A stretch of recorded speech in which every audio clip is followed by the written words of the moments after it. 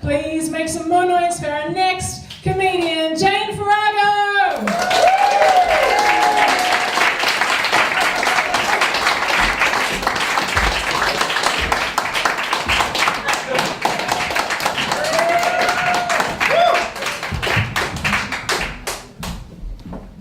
Hello, my name's Jane. I work in sustainability, which is kind of the norm here tonight, but out there people do think it's a bit odd, like, is that really a job? And I have been thinking lately that maybe I'm not normal. I don't know, what about you? Are you guys normal? Let's run a few diagnostics. Do you have a fridge at home? Yes. Ever been in a car? Yes. Have you had a shower in the last week? Yes. Like I thought. Bunch of weirdos. See, we're only normal if you look at things from a very narrow perspective. And I know you're not narrow-minded. Having a car is not normal. Humans have been on the planet for 200,000 years, and for 199,900 of those years we didn't have cars. Your average Melburnian today literally lives better than royalty for most of history.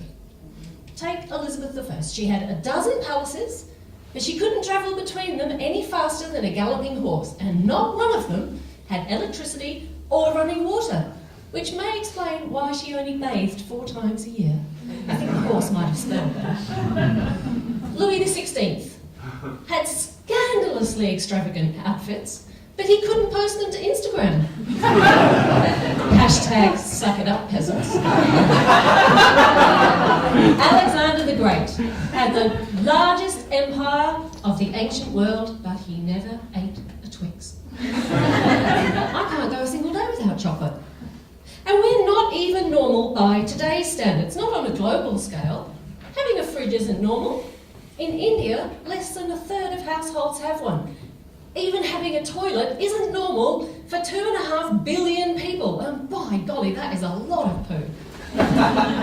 Normal is living on about $10 a day, and that's barely enough to cover my almond croissant and my soy chai latte. Our everyday life today is utter compared with most humans that have ever lived, but that just feels normal for us. The only problem is that our normal is kind of causing a few problems here and there, like it'll be 6 degrees warmer by the end of the century. But if you think we have to curtail our lifestyles even a tiny bit to avoid that, we're up in arms. I mean, we all want to save the planet, in principle. But we're so soft, we can't even turn our thermostats down a couple of degrees. Oh, it's so cold. No, it's not. This is Melbourne. Our species lived through the Ice Age in Europe, and we hadn't even invented houses yet. Mind you, I love that. Save the planet. We've got to save the planet. Let's be clear. We may be worried about the planet, but the planet is not worried about us. The planet has been around for 4.5 billion years, and it's all right, Jack. It is not going to get its knickers in the twist about the activities of a few mutated microbes on the surface. When we say we've got to save the planet, what we mean is we've got to keep it the way we like it. Because climate change, for example, is only a problem if you're human. Or if you're a polar bear. Or if you're one of those cute little fish that live in coral reefs. Or if you're one of the bigger fish that eat the little fish that live in coral reefs.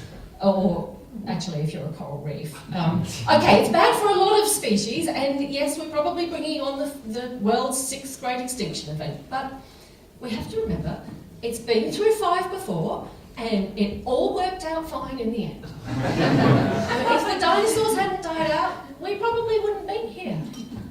So, we may be in for a rough trip, but plenty of species will be fine. But the crocodiles, they can't wait. The last time it was 6 degrees hotter, back in the Cretaceous, the crocodiles were 10 metres long. Think how many antelopes in.